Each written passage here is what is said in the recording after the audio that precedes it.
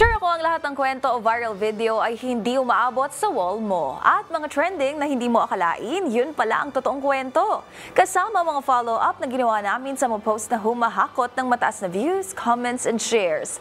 Kasama ang buong grupo ng TNVS. Trending and Viral Show ang kukumpleto ng buong kwento. Ako po si Angelica Cosme at ito ang TNVS. Una sa Pilipinas, una sa Pilipino.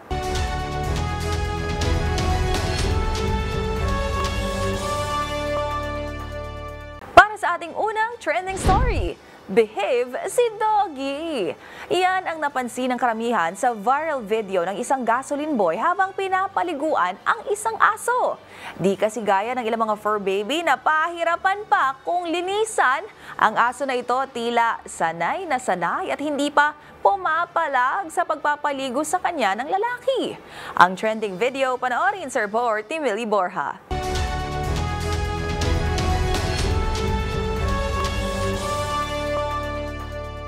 Isang netizen mula sa Quezon City ang nagdala ng good vibes sa social media matapos mag-post ng isang wholesome na video kung saan makikita ang isang empleyado ng gasolinahan na pinapaliguan ang isang aso. Ayon sa uploader na si Judah Bongar, narinig niya ang agos ng tubig habang nagpapakarga ng gas at napansin niya ang empleyado na masayang nililinis ang aso.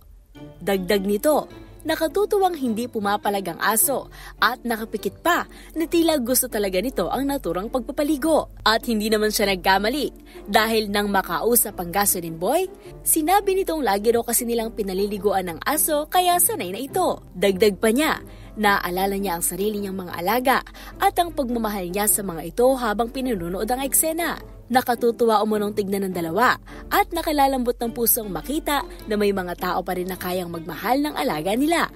Dahil sa naturang video, maraming netizen ang naantig at pinuri ang empleyado ng gasolinahan sa kanyang pagmamalasakit sa hayop. Gaya ni Judah, marami rin na nakapansin sa kung paanong hindi pumapalag ang aso kahit hindi ito nakatali. Mayroon ding mga nagpakita ng interes na magpaabot ng tulong kahit sa pamamagitan ng simpleng shampoo at dog food. Ang post, umabot na sa higit 800,000 views at halos 150,000 hearts sa TikTok. Para sa DZRH TV, ito si Millie Borja, una sa Pilipinas, una sa Pilipino.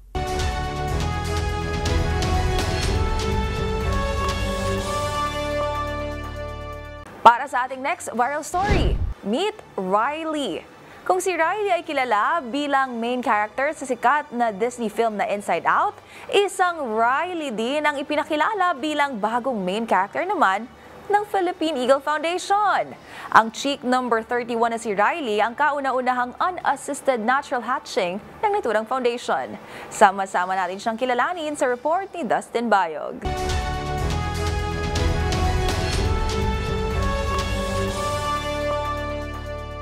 Isang matagumpay na natural hatching ang natunghayan ng Philippine Eagle Foundation o PEF nang ma-hatch mula sa kanyang shell ang chick number 31 na si Riley.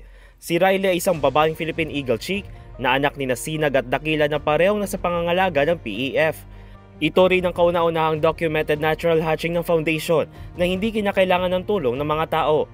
At kasabay na ika-38 anibersaryo ng PEF, sinisimbolo raw ng bagong silang na agila ang pag-asa at ang kahalagahan ng pagkakaisa upang maprotektahan ang natural heritage ng bansa. Bago nito, noong Nobyembre ng karang taon ay nahatch ang chick number 30 na bunga ng artificial insemination mula sa eagle parents nito na sina Pinpin at Sinag. Ngunit namatay ito makalipas ng 17 araw dahil sa yolk sac retention na nagdulot ng komplikasyon sa kanyang kalusugan. Sa ngayon, maraming netizens ang bumati sa pag-hatch ni Riley at hiling ang mabuhay ito na matagal at matayog na makalipad. Para sa DZRH TV, ito si Dustin Bayog, una sa Pilipinas, una sa Pilipino.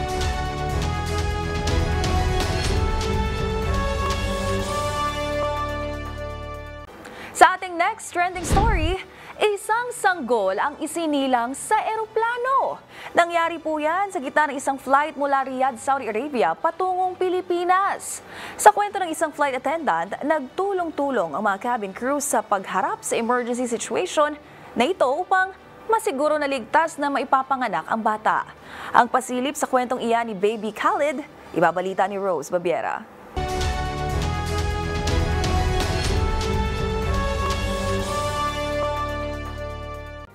Bringing life into the world at 30,000 feet. Ganito inilarawan ng isang flight attendant ang memorable experience niya sa isang flight mula Riyadh, Saudi Arabia patungong Pilipinas. Bukod kasi sa kasama niya ang kapatid pabalik ng bansa. Sa kalagitnaan ng kanilang biyahe sa Himpapawid, isang ina ang nagluwal ng kanyang anak sa eroplano. Ayon kay Leo Quaresma, buhat ng pagtutulungan ng buong cabin crew, kasama ang isang midwife, 2 registered nurses, isang retiradong doktor na nag-volunteer ding tumulong.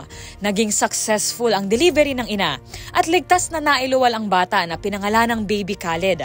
Sa kwento ni Leo, nasusubok ani ang pagmamahal sa trabaho ng mga flight attendant sa mga emergency situation kagaya nito. Ngunit bukod yan, talagang nakita rin ang pagka-alerto at kaalaman ng mga ito sa pagharap sa sitwasyon na tinawag ni Leo na thrilling pero fulfilling na experience para sa kanya.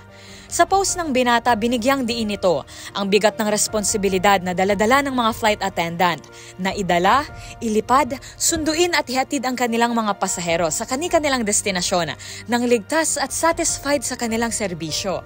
Para sa DZRH TV, ito si Rose Babiera. Una sa Pilipinas, una sa Pilipino.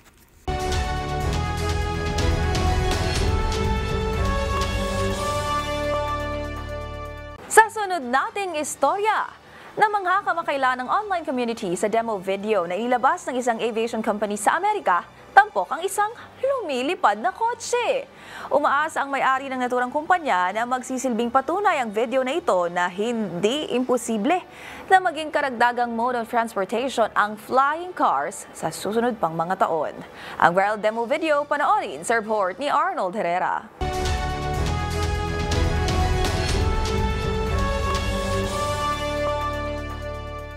Sa patuloy na pag-usbong ng teknolohiya, ang mga dating inakala nating imposible, posible na pala ngayon.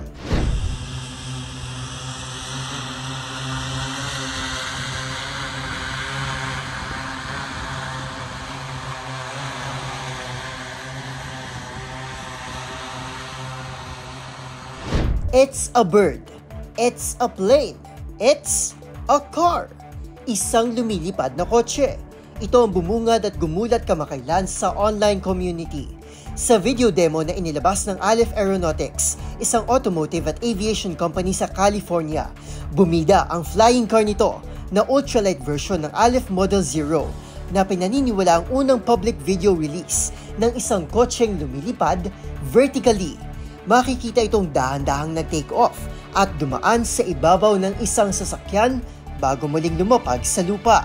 We really hope that it will have a similar impact as the Wright brothers video in a sense that it proves to the humanity that the new mode of transportation is possible. And we hope it will start some kind of a new market, new economy for this new mode of transportations which we call flying cars.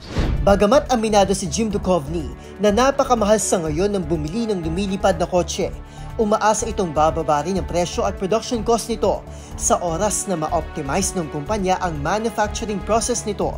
Dagdag pa nito, gusto nila itong maging kapresyo o mas mura pa sa ibang kilalang brand ng sasakyan. As we go further and it will be optimized for manufacturing, and as the volume increases, the end goal, again, that's not going to be the next year or the year after that, the end goal, it should be actually same level or less expensive than Toyota Corolla, Ford Focus, or anything like that, because it's less complex. Wala pa mang katiyakan kung kailan mismo magiging realidad ang flying cars. Umaasa si Duchovny na magiging posible na ito sa darating na 2035. Sa taas na 200 miles at driving range na 400 miles, mas magiging efficient daw at makatutulong ito na mapagaan ang daloy ng trapiko kung maidadagdag bilang mode of transportation ang mga lumilipad na sasakyan.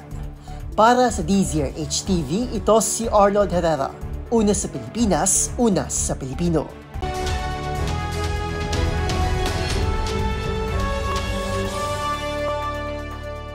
Sa ating next trending story, minsan nyo rin bang ginustong balikan ang nakaraan, partikular na ang mga mahalagang pangyayari sa ating kasaysayan?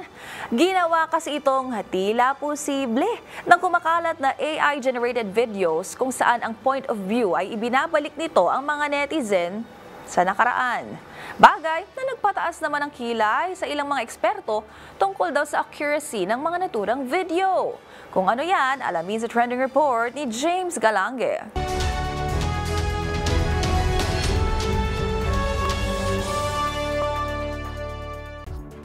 Napadaan na rin ba sa inyong TikTok FYPs ang mga AI-generated videos na umano'y ipinapakita ang mga nangyari sa ating kasaysayan? Tulad na lamang ng buhay noong itinatayo ang Great Pyramid of Giza noong 1500 BC. Isang taong may sakit noong Black Plague at maging ang mga nangyari noong lumubog ang sikat na barko ng RMS Titanic noong 1912. Marami sa mga netizen na nagkaroon ng interes at tila marami rin ang naniwala sa mga umano'y pagbabalik sa nakaraan ng mga naturang video. Kaya naman napataas rin ang kilay ng ilang eksperto pagdating sa umano'y accuracy ng mga kumakalat na AI POVs na umahakot na rin na mahigit 50 million views sa nasabing social media platform. Ayon kay Dr. Amy Boyington, isang historian at broadcaster mula sa Amerika, inalarawan nito ang mga kumakalat na video bilang unskilled, evocative at sensational. Bagay kung bakit madaling napukaw ang interes ng mga netizen. Ngunit pagdidiin nito, historically inaccurate at fake ang mga kumakalat na video. Gayon din ang opinyon ni Dr. Hannah Platz patungkol naman sa mga AI video ng pagsabog ng Mount Vesuvius at Pompeii na ikinabahala ng historiador matapos makitang maraming tao ang naniwala at umano'y natututo sa mga naturang AI-generated materials. Samantala, kahit ang mga Pinoy, hindi rin nagpahuling kumagat sa mga AI video na umano'y gumawa rin ng kanilang sariling bersyon, kung saan kahit ang mga fur babies hindi rin nakaligtas sa naturang trend. Ang mga video ay umano'y nakadepende sa ChatGPT, isang artificial intelligence engine na kumakalap ng impormasyon at bumabase sa kung paano gustong mapanood ng netizens ayon na rin sa algorithm ng AI. Para sa DZRH TV, ito si James Galange, una sa Pilipinas, una sa Pilipino.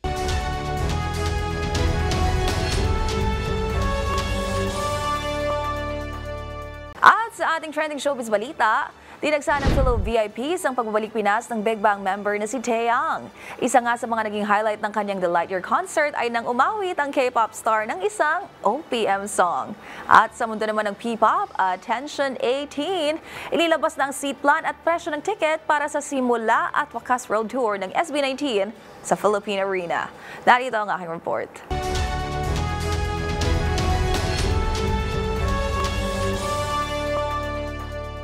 Nagsama-sama nitong weekend ang fellow VIP sa Mo Arena para sa The Lightyear concert ng Big Bang member na si Taeyang. Pero bukod sa kanyang hit songs gaya ng Wedding Dress at I Need a Girl, isa rin sa mga lalong nagpalakas sa hiyawan ng Pinoy fans ay nang kumanta ito ng OPM song. Dito, narinig ang version ng K-pop star sa kantang Palagi ng singer-songwriter na si TJ Monterde.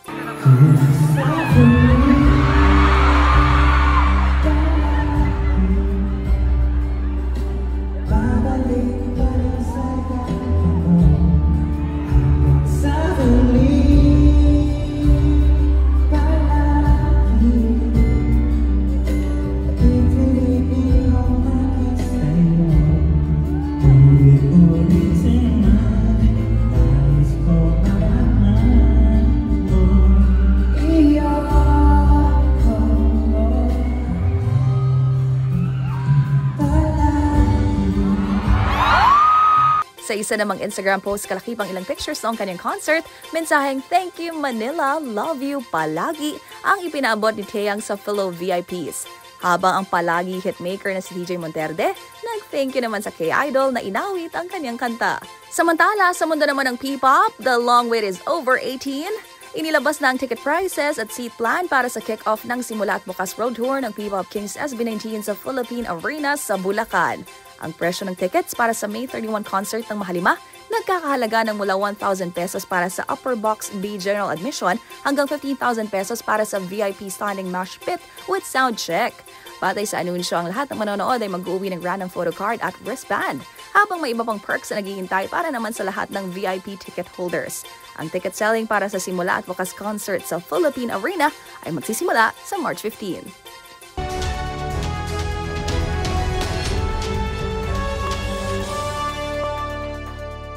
Isa na namang episode ng mga nagpa-wow, kinagiliwan at iba't ibang mga insidente ng mga nag-viral na kwento ang ating napanood. Kaya naman, kung meron din po kayong mga katulad na istorya ay i-share nyo na yan sa ating comment section o kaya naman itag nyo rin kami sa TikTok at DZRH News. At yan ang mga kwento sa likod ng mga nagpa-viral na video. Kasama ang buong grupo ng TNVS, Trending and Viral Show. Assignment namin na kapag may nag-trending, aalamin, bubuin at iba-follow up namin ang mga detalye para kapag nakita mo ang viral video na may nag-share, ikaw na ang magdagdag ng mga impormasyong nalaman mo sa TNVS, Trending and Viral Show. Mula sa kauna-unahan sa Pilipinas, DZRH, ako po si Angelica Cosme. Una sa Pilipinas, una sa Pilipino.